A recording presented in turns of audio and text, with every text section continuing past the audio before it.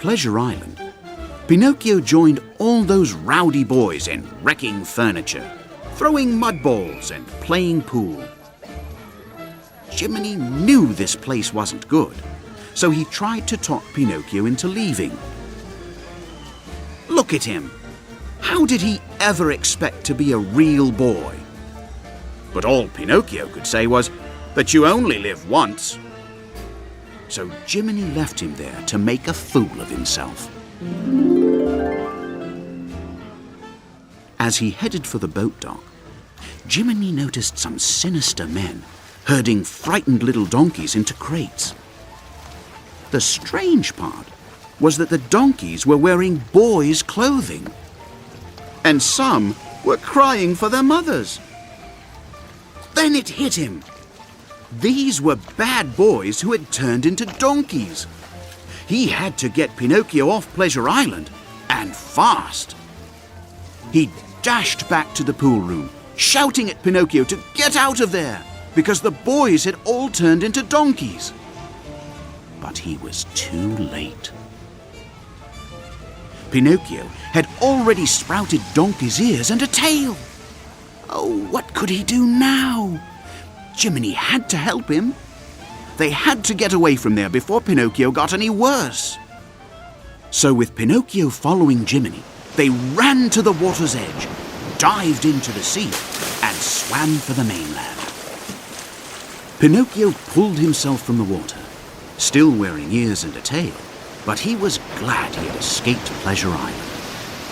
Now he wanted to go home to see his father. When they arrived at Geppetto's workshop, the place was locked and Geppetto was gone.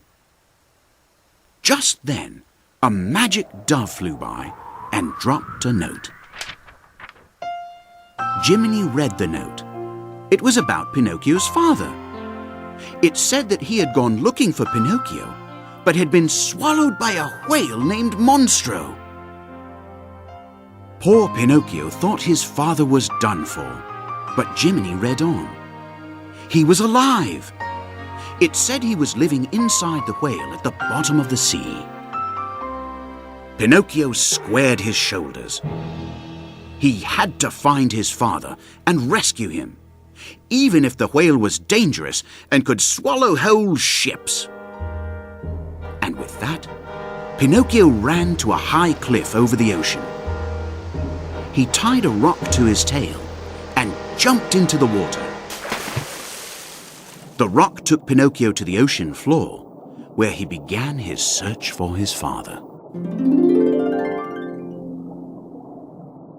Pinocchio's search wasn't long. Monstro was busy swallowing up tuna fish for a meal, and Pinocchio was swept into Monstro's belly along with the fish. Geppetto was so surprised and happy to see his little boy again. He had come to rescue him. But no, there was no way out. Monstro only opened his mouth when he was eating, and then everything came in. Nothing went out. Suddenly, Pinocchio had a tremendous idea. They would build a big fire, and the smoke would make Monstro sneeze. Pinocchio and Geppetto started a blaze, and then climbed onto a raft while the smoke curled upward towards Monstro's nose. The giant whale sniffed and snorted and finally sneezed the little raft right out of his mouth. Pinocchio and Geppetto had escaped safely, but Monstro was angry at being tricked.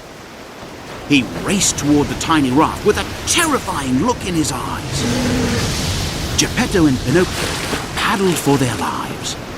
The whale was trying to crush them.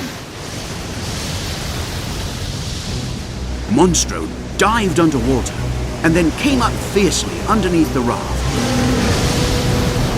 Pinocchio and Geppetto were thrown into the air as their raft broke into 1,000 pieces.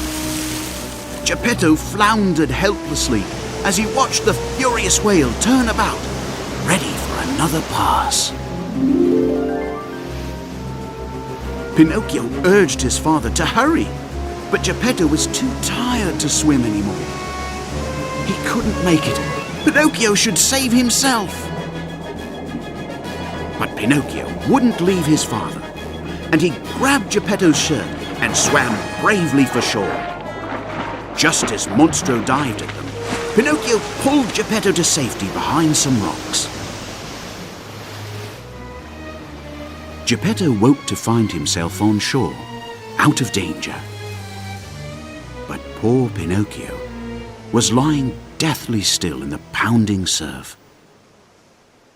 Geppetto tearfully carried Pinocchio back to his workshop and laid the motionless puppet on the bed.